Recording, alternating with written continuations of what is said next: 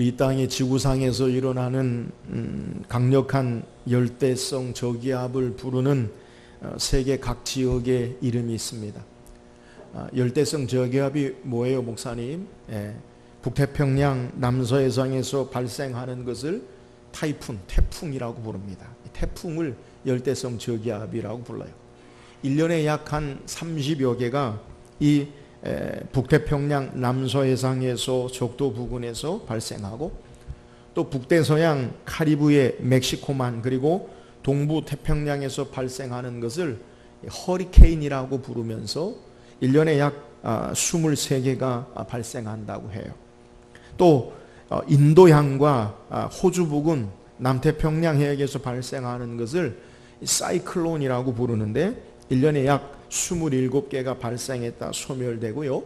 또 호주 북부 해변에서 지역에서 발생하는 것을 이 지역 주민들은 윌리윌리라고 부르는데 약 한 7개 정도의 태풍이 발생해요. 그래서 이 지구상의 이 대양, 북태평양, 인도양, 대서양, 그래서 이 바다에서 적도 부근의 열대성 저기압이 1년에 약 70개에서 80개가 발생해서 그것으로 말미암아 이 많은 피해를 주기도 하고 또 어려움을 주기도 하는 그러한 태풍이 발생해요. 다행히 우리나라에는 아직까지 올해 태풍이 기상학자들이 보니까 최근 3, 4년 동안 우리나라의 태풍이 직접적인 영향을 주지 않았다라고 그렇게 이야기하는데, 지난주에 제가 뉴스에 보니까 일본의 태풍이 상륙해서 규슈 지방에 한 60만 명이 대피하기도 하고 많은 인명과 재산에 피해를 입힌 것을 기사를 읽어봤어요. 태풍이 발생하면 우리는 이 기상 뉴스를 통해 바람이 있다면 저건 우리나라로 오지 않았으면 좋겠다. 그래서 이 태풍이 이렇게 진로 방향이 되도록이면 우리나라 쪽으로 오지 아니하고 오른쪽으로 가거나 왼쪽으로 가거나 그런 마음이 있어요. 대부분 오른쪽으로 가는 게 우리 마음의 생각인데, 오른쪽이 어디가 있죠? 얘기하지 않겠어요. 그러면 안 되니까. 여튼 이 태풍이 발생하면 우리가 좀 안타까워하고 여러 가지 힘든 일을 당하는 것, 그건 분명한 사실이에요. 근데 태풍은 이렇게 우리에게 피해만 주는 부정적인 면만 있는 것이 아니라, 이 태풍이 지구상에 아주 긍정적인 그러한 좋은 역할을 하는 것을 기상학자들이 이야기해요. 첫째로 대기 중에 이 지구상에 많은 오염 물질을 이 지역을 옮기며 배출해서 이 공기를 정화하는 효과가, 이 태풍의 효과가 있다고 해요. 그래서 이 주기적으로 계속해서 이 태풍이 이 공기를 순환하고 이 지구상의 오염 물질을 제하면서 공기를 깨끗게 하는 역할을 하는 것이 태풍의 순기능이 있다는 거예요. 강력한 바람으로 오염 물질을 제거하기도 하고, 그러면서 이 지구가 깨끗한 공기로 공기를 정화하는 큰 역할을 한다고 해요. 또 두 번째는 이 태풍이 강력한 힘으로 이 바다 속을 뒤집어서 이 산소량을, 오존량을 풍성하게 바다를 오존량을 줌으로 말미암아 바다의 가장 작은 미생물인 이 플랑크톤을 비롯한 많은 생물들이 살 수 있는 환경으로 이 태풍이 한번 지나고 나면 이 어족의 다양화, 어족의 풍성함을 가져다 준다고 해요. 그래서 어부들은 오히려 태풍이 한번 이렇게 지나감으로 바다가 한번 이렇게 뒤집혀지기를 그렇게 바란다는 거예요. 또 이 순기능 가운데 하나는 이 땅의 대륙의 70% 이상의 강수량, 물을 공급하는 통로가 바로 태풍이라고 해요. 그러니까 바다에 대양의 수증기를 모아다가 땅에다가 가져다 주는 것, 이것이 바로 이 태풍의 역할이라고 해요. 그러니까 이 태풍이라고 하면 우리에게 직접적인 피해와 어려움을 주는 것만으로 우리는 생각하는데, 이 태풍은 긍정적인 순기능이 공기를 정화시키고, 그리고 이 어족의 다양한 풍성함을 가져다 주고, 또 이 땅의 대륙의 이 강수량의 70% 이상을 물을 가져다 주는 아주 중요한 역할을 하는 것이 태풍이라는 거예요. 우리는 태풍을 그건 정말 만나기 싫은 거다, 힘든 거다, 부정적인 면만의 기능이 있는 게 아니라 금액으로 환산할 수 없는 순기능을 우리 지구상 전체에 우리에게 유익을 주는 그러한 기능을 한다는 거예요. 우리는 살다 보면 때로는 이런 태풍을 만나는 것 같은 삶을 우리가 살 수 있어요. 때로는 물질의 문제, 건강의 문제, 인간관계의 문제, 삶의 문제가 큰 폭풍처럼 우리에게 다가와서 우리 힘으로 감당할 수 없는, 그래서 우리에게 큰 고난을 주고 상처를 주고 어려움을 주는 것 같은 삶을 경험할 수 있어요. 그러나 우리의 삶에 이 태풍이 역기능, 태풍의 이 부정적인 면만 있는 게 아니라 우리에게 순기능을 주듯이 오늘 우리의 삶 가운데 하나님의 선한 역사 가운데 우리에게 선한 것으로 역사하심을 우리가 바라본다면 우리에게 만나는 이 태풍을 우리가 넉넉하게 승리하며 이기며 헤쳐나갈 수 있을 거예요. 저는 오늘 말씀을 통해서 오늘 우리 인생에 만나는 태풍의 이 광풍의 폭풍의 삶을 어떻게 우리가 해석하고 신앙 안에서 교훈하고 승리할 수 있는지 말씀을 묵상하고 우리에게 다가오는 여러 가지 태풍 같은 일들을 하나님의 은혜로 승리하며 나가는 저와 여러분 되기를 주의 이름으로 축원합니다. 오늘 함께 읽은 본문은 바울이 미결수의 신분으로 그가 예루살렘에서 붙잡혀서 고소를 당하고 붙들려서 그가 가이사랴, 우리가 사도행전을 말씀 묵상하지만 빌립보에서 그 가이사랴에서 약 2년 정도 그가 자유자가 아닌 그렇다고 죄수도 아닌 상태에 구금되어 있다가 그가 로마의 황제에게 상소함으로 말미암아 이 유대에서 이스라엘에서 유대에서 로마로 항해하는 이 과정을 성경이 우리에게 소개해요. 우리가 성경 27장 전체를 읽지 않았지만 이 로마로 후송하는 바울을 후송하는 과정 가운데 로마의 백부장 율리오가 책임자가 되어지고 그래서 그를 인도하는데 처음에는 아드라무테노라는 배를 타고 그가 가다가 무라시라는 곳에 이르러서 알렉산드리아호를 타고 아주 큰 상선을 타고 지중해를 거쳐서 로마로 가는 거예요. 그러니까 유대에서 이 지중해 북쪽으로 로마로 항해하는 과정 가운데 그 과정 가운데 금식하는 절기, 우리가 성경을 읽지 않았지만 9절 말씀에 여러 날에 걸려 금식하는 절기가 이미 지났으므로 이 금식하는 절기는 유대인의 원력으로 우리 지금 원력으로 계산한다면 10월 달인데 이 금식하는 절기가 훨씬 지났기 때문에 10월 말 11월 초가 되어서 이제 겨울에 다가서는 그러한 시기가 되었어요. 근데 이 겨울이 되면 이 지중해 바람이 어떻게 부느냐, 지중해가 여름철 봄에서부터 여름철은 남쪽에서부터 북쪽으로 바람이 불어요. 그러니까 유대에서 이스라엘에서 로마로 북쪽으로 가는데 이 항해하기 아주 좋은 그러한 시기가 돼요. 그런데 겨울철이 되면 이 바람의 방향이 바뀐다고 해요.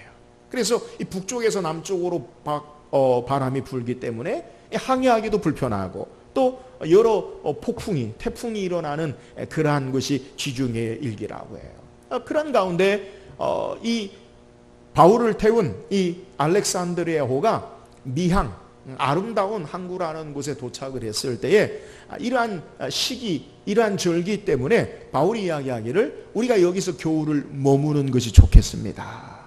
여기서 겨울을 머물고 그리고 이 바람이 봄에 새롭게 되어지면 항해하는 것이 좋겠습니다. 바울이 다양한 선교를 통해 전도를 통해 그의 경험과 또 하나님의 그에게 역사하시는 인도하심을 딱 그렇게 이야기해요. 근데 그 배에는 바울만 타고 있는 것이 아니라 그 배를 움직이는 이 알렉산드리아호를 사도행전 27장 30몇 절에 보면 276명이 타는 아주 큰 배예요.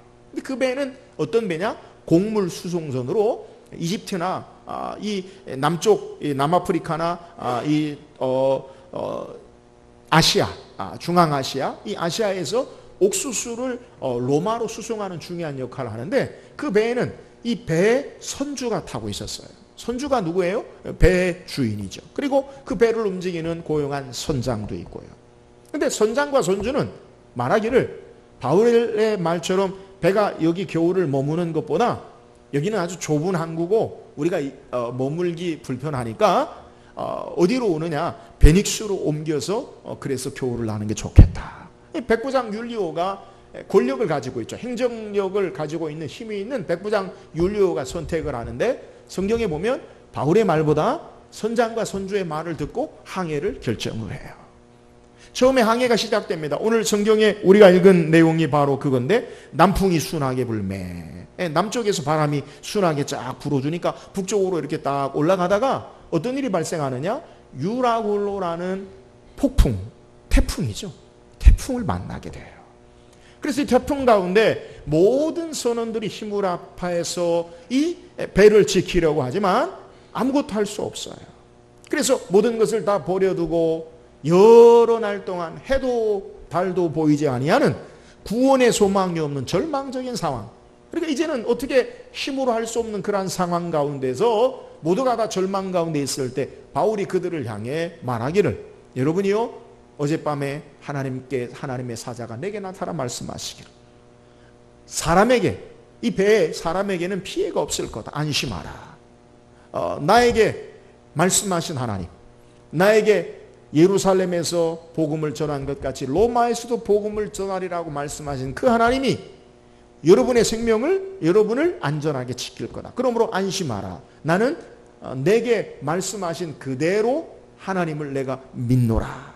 그러면서 이 절망 가운데 먹지 못하고, 그리고 소망을 잃은 사람들에게 희망을 주고, 그리고 결국 이 배가 표류하고 난파되고 모든 사람이 다 목숨을 잃은 것이 아니라 한 사람도 생명을 잃지 아니하고 결국 구원의 하나님의 놀라운 은혜를 경험하는 것을 성경이 우리에게 소개하는 거예요.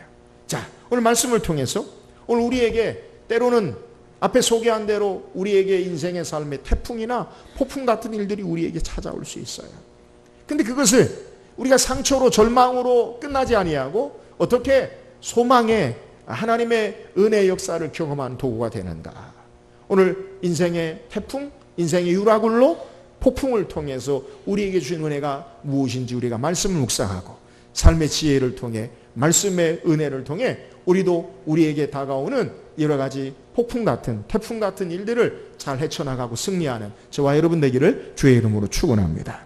그렇다면 인생의 유라굴로, 폭풍을 통해서 우리에게 주시는 교훈, 은혜가 무엇이에요? 오늘 본문을 이해하기 위해서 제가 설명드렸지만 27장 전체를 이해할 필요가 있는데, 오늘 이 폭풍 가운데 이 사람들이 행하는 것이 뭐냐? 오늘 태풍을 만난 선장과 선주와 선원들 276명이 온갖 할 수 있는 노력을 다 행해지는 모습을 우리에게 소개하고 있어요. 앞서 소개한 대로 이 배에는 행정의 권력의 책임자인 백부장인 율리오라는 사람이 있고, 또 선주가 뭐예요? 배의 주인이죠. 곡물을 운반함으로 재정적인 모든 물질적인 이익을 가져다주는 실제적인 돈의 힘을 가지고 있는 선주가 타고 있고, 또 배의 책임자, 배를 항해를 잘 하기 위해서 모든 상황을 다 종합하고 그리고 배를 움직이는 이 선장이 타고 있었어요. 근데 이 배의 폭풍이 태풍을 만나자 어찌합니까? 오늘 성경에 우리가 읽은 15절에 보니까 뭐라고 소개하냐면, 여러분 15절 한번 읽어보세요. 시작. 배가 밀려 바람을 맞추어 갈 수 없어 가는 대로 두고 쫓겨가다가. 자, 어찌합니까? 이 배가요, 이 사람들의 힘에 의해서 통제불능의 상태가 되어지므로 그냥 배가 가는 대로 내버려 둘 수밖에 없는 상황을 소개해요. 이것을 다시 17절 하반절에도 그냥 우리에게 반복해서 뭐라고 소개하냐면, 그냥 쫓겨가더니. 배가요, 어떻게 어떤 것으로도 어떤 힘으로도 선장과 선주나 선원들이나 어떤 노력에도 불구하고 통제할 수 없는 상태가 되어져요. 그래서 18절 19절 다시 읽어봅시다. 18절 19절 시작. 우리가 풍랑으로 심히 애쓰다가 이튿날 사공들이 짐을 바다에 풀어버리고 사흘째 되는 날에 배의 기구를 그들의 손으로 내버리니라. 자, 이제 어찌합니까? 풍랑으로 이제 선원들이 모든 배의 기구를 바다에 다 던져버리고 또 모든 배에 탄 곡물들을 다 던져버려요. 그러니까 사람 외에는 아무것도 남기지 아니하고 모든 것을 다 바다에 버려버리는 모습을 성경이 우리에게 소개하고 있는데요.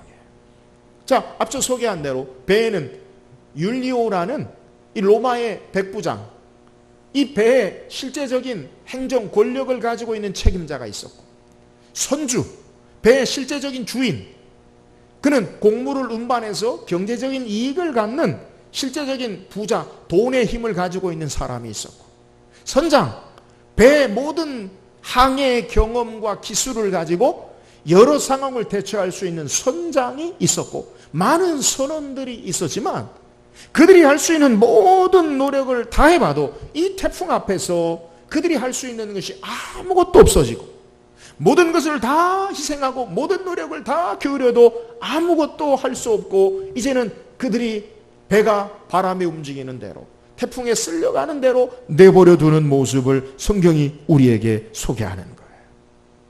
오늘 인생의 태풍, 인생의 유라굴로를 만날 때 오늘 성경을 통해 우리에게 말씀하는 메시지가 뭐냐? 인간이 가진 힘이라는 것, 우리가 가진 권력이라는 것, 우리가 가진 물질의 힘이라는 것, 우리의 경험과 기술과 지혜라는 것, 그것이 하나님 앞에, 또 태풍 앞에 아무것도 할 수 없는 것임을 우리에게 교훈하고 있는데요. 여러분, 인간의 타락한 본성에 가지고 있는 죄악된 생각이 뭐냐? 여러분 꼭 기억하셔야 돼. 그것은 인생의 삶을 내 계획과 내 생각과 내 뜻대로 내가 제어하고 다스리고 통제할 수 있다라는 생각이, 이게 뭐냐? 내가 삶의 주인이라는 거예요. 내가 가진 돈으로 내 인생을 통제할 수 있고, 내가 가진 지혜로 내 인생을 다스릴 수 있고, 내가 가진 경험과 판단으로 내 삶을 행할 수 있다라고 생각하는 거예요. 소위 세상에서 말하는 것, 인생의 삶에 자기가 주인으로 자기가 개척해서 인생을 삶을 산다라고 하는 것, 신앙 안에서 보면 철저하게 인본주의적이요, 내가 삶의 하나님 되어지려는 타락한 본성의 생각이라는 것. 오늘 성경이 우리에게 말하는 게 뭐예요? 오늘 인간이 가지고 있는 권력, 힘이 그 배를 통제할 수 있습니까? 인간이 가지고 있는 물질, 그 물질이 이 배를 안전하게 든든하게 보장하고 통제할 수 있습니까? 인간이 가진 경험과 지혜와 판단, 기술이 그 배를 안전하게 그를 제어하고 통제할 수 있습니까? 아니라는 거예요.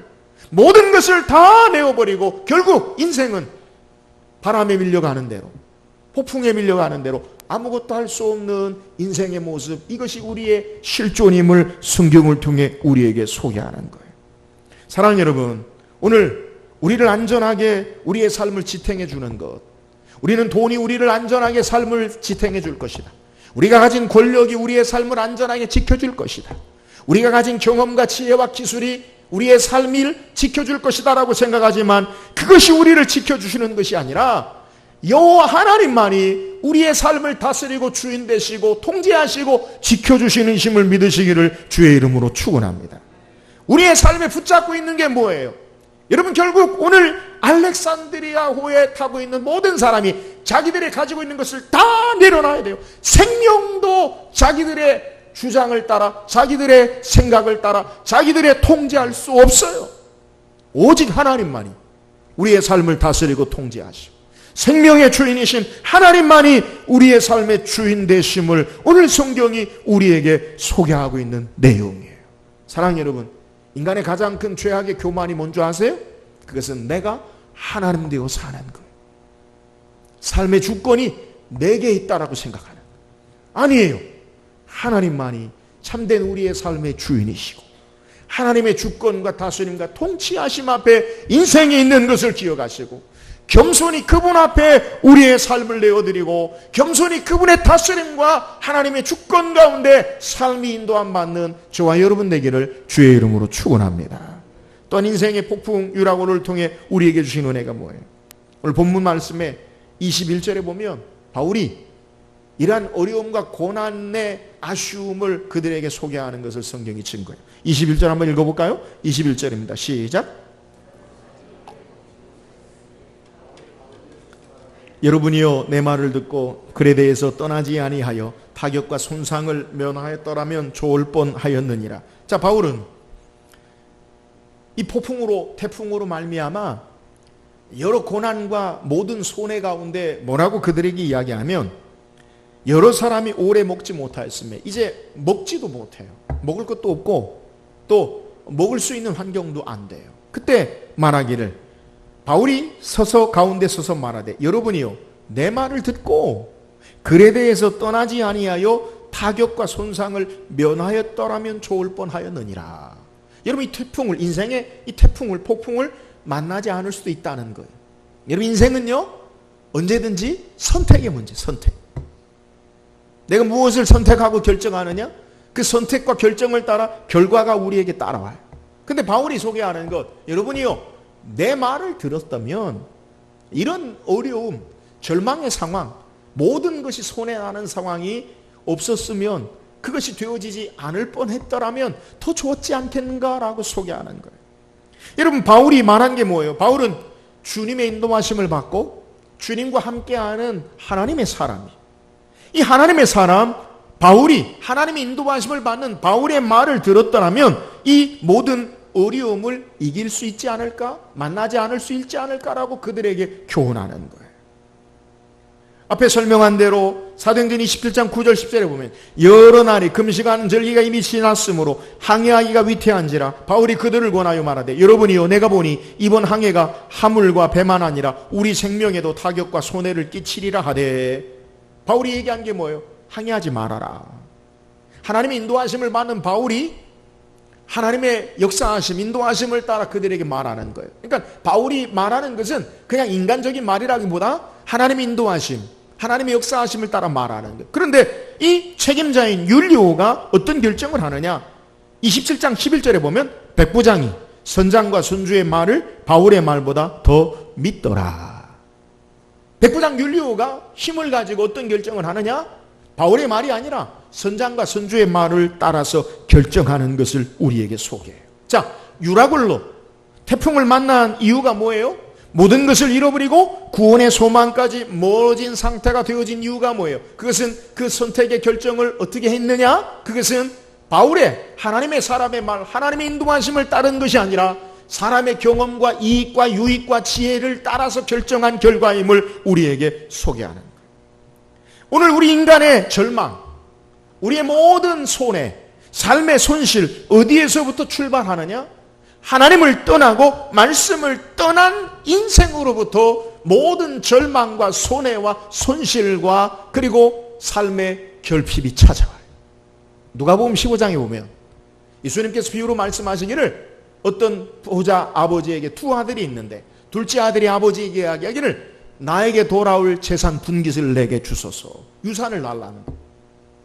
아버지가 돌아가셔야 주는 거를 달라는 거예요. 아버지가 그 유산을 줍니다.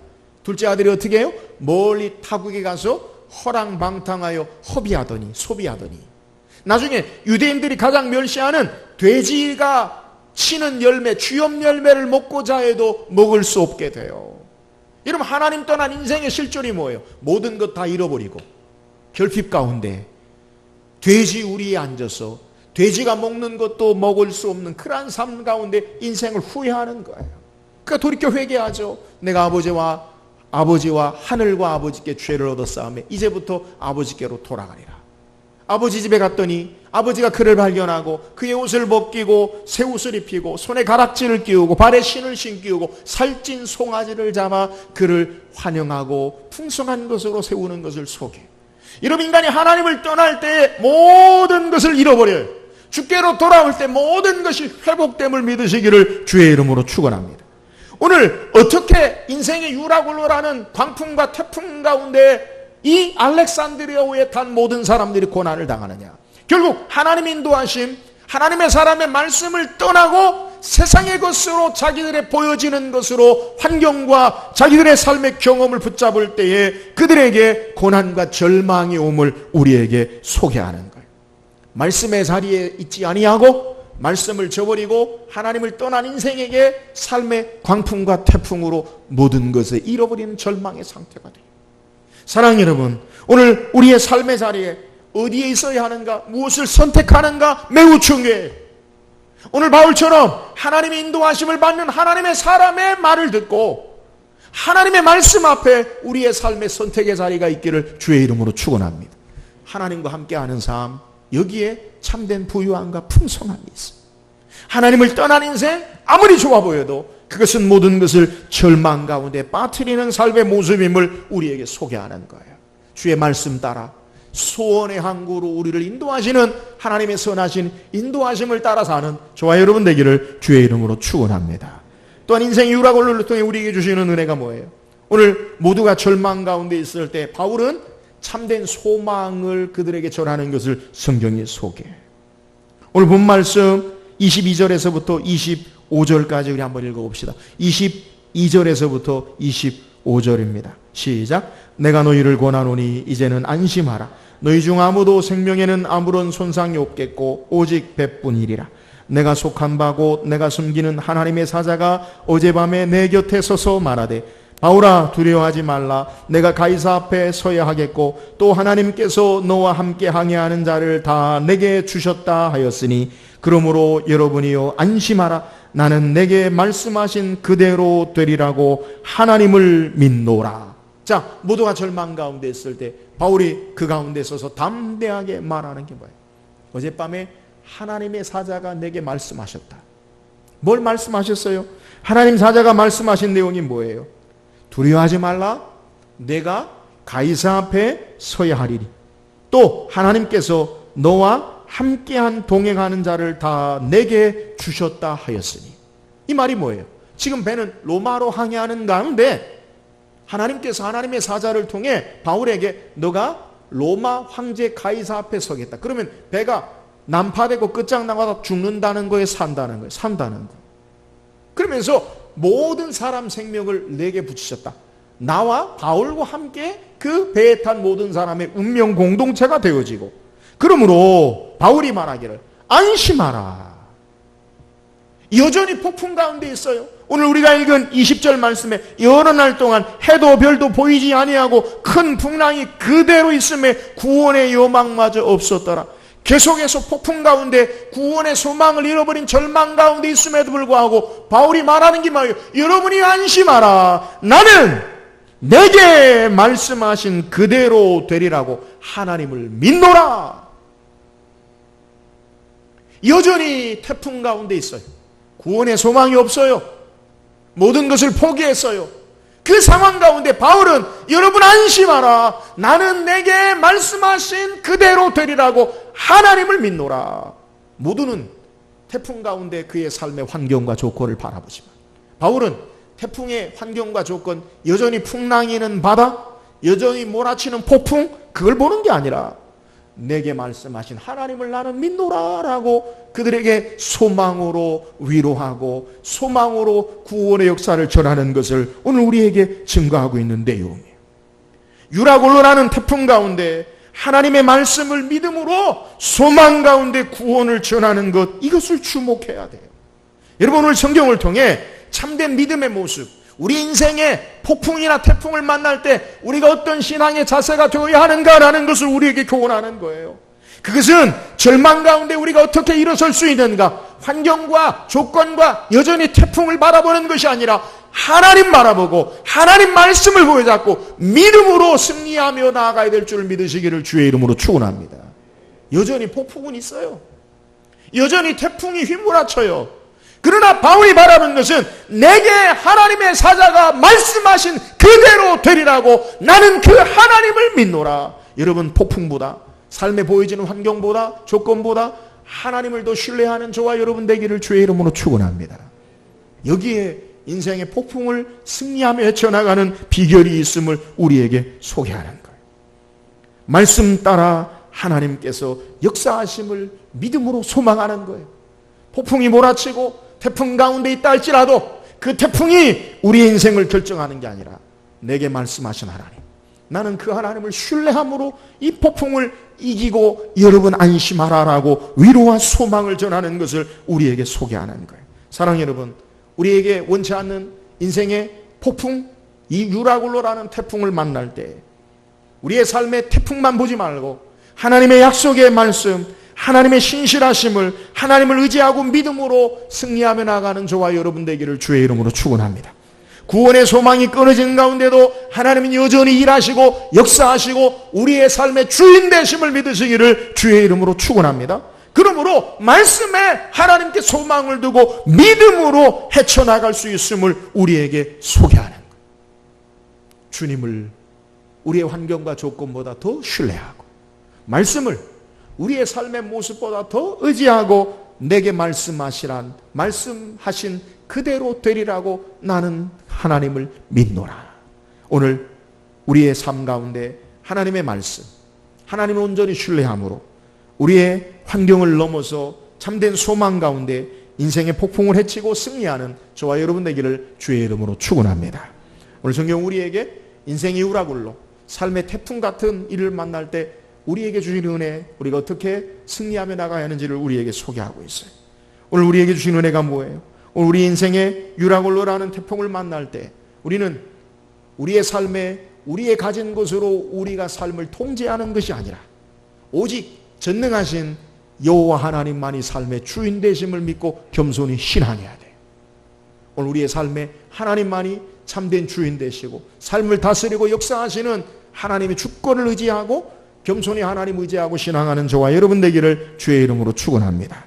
오늘 우리의 삶에 우리의 가진 것, 우리의 모든 삶의 모습 가운데서 또 기억할 것은 말씀 따라 하나님의 인도하심 따라 사는 삶, 이것이 참된 풍성함과 참된 축복의 삶인 것을 알아야 돼요.